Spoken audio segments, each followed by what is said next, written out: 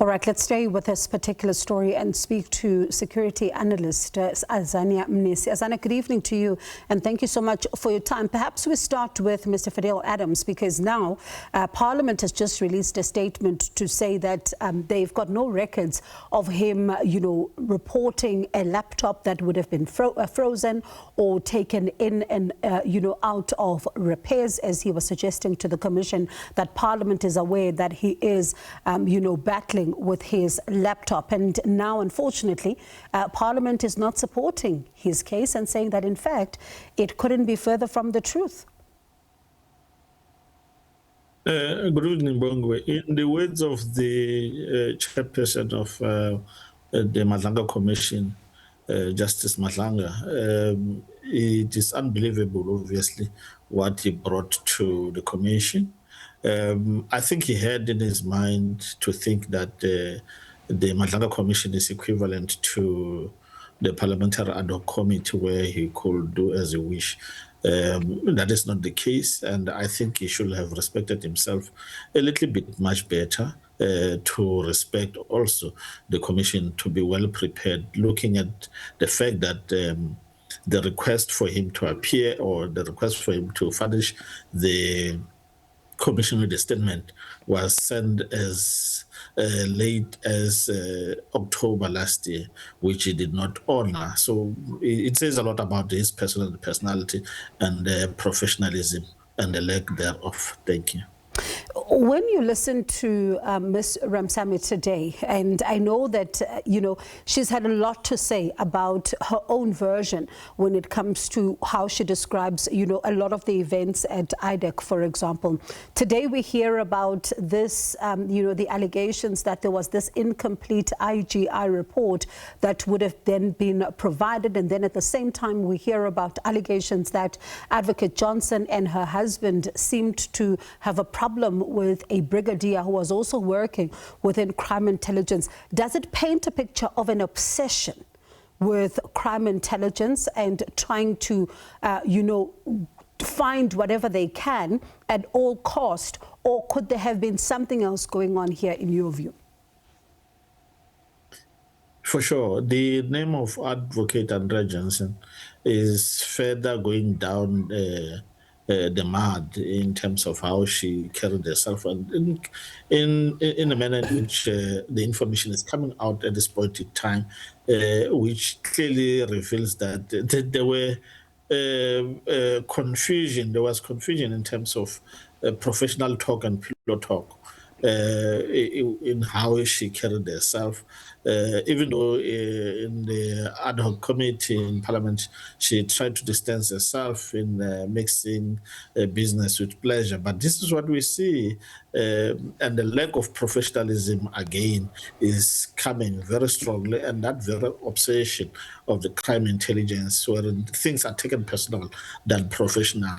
And then they go beyond the set boundaries in order for them to carry out their function. It was more like a clique of criminals who are handed over IDAC to run, and then they run it to the ground, they run it to their narrow personal interest, which has nothing to do with the good of the country.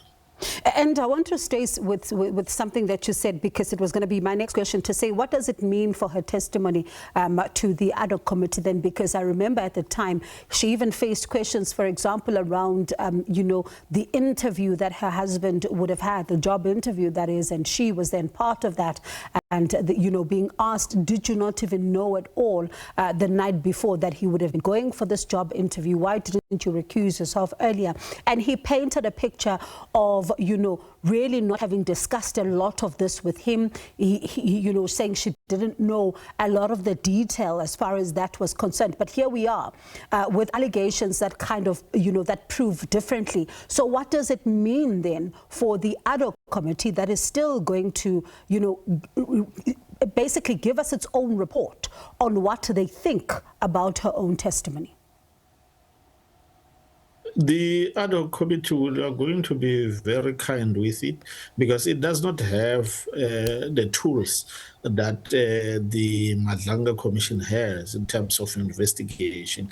It is therefore easier to go to the ad hoc committee and go there and lie because they don't have access to WhatsApp, all those kind of stuff. So it's even very much clearer that looking at the availability of the Madlanga Commission, the ad hoc committee was unnecessary. It was actually a waste of time and wasting taxpayers' money with regard to if the preliminary report is anything to go by. So we will wait to read through. Maybe they can redeem themselves, but they cannot redeem themselves far and beyond what was presented to them and evidence that was made available to them. So it's a little bit unfair to compare the two because of the capacity and what they're having in that regard. So, but in all fairness, Advocate Andre Johnson carried herself below the standards of the noble profession of a lawyer in that regard. All right. Azania? Anything is still available for them. And as a final then quickly, when you look at the work that is being done now. Yes, we can hear you. We can hear you. So as we wrap up, when you look at the final work that is being done in the next couple of months to try and get this particular body back into shape, and with the National Prosecuting Authority calling on the public not to lose confidence in this particular institution, what is that one thing, given what we've heard so far about IDAC, what is the one thing that they need to be looking at in this process of fixing this?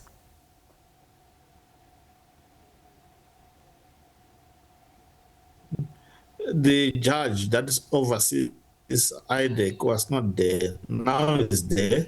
We hope that it will be able to do and carry its function to make sure that they restore the dignity of that office. And then people, but professionals, seasoned professionals, they are there. We have the best of the best in this country to be able to fill in these offices. So if we are going to continue to get political connected people to run this, we are having now with our advocate so let them go out the market and. All right, it does seem that our line there to Azania just failing us at the end, but we're able to hear a lot of what he's had to say with regards to the story of IDAC. And of course, Mr. Ramsamy was back on the stand.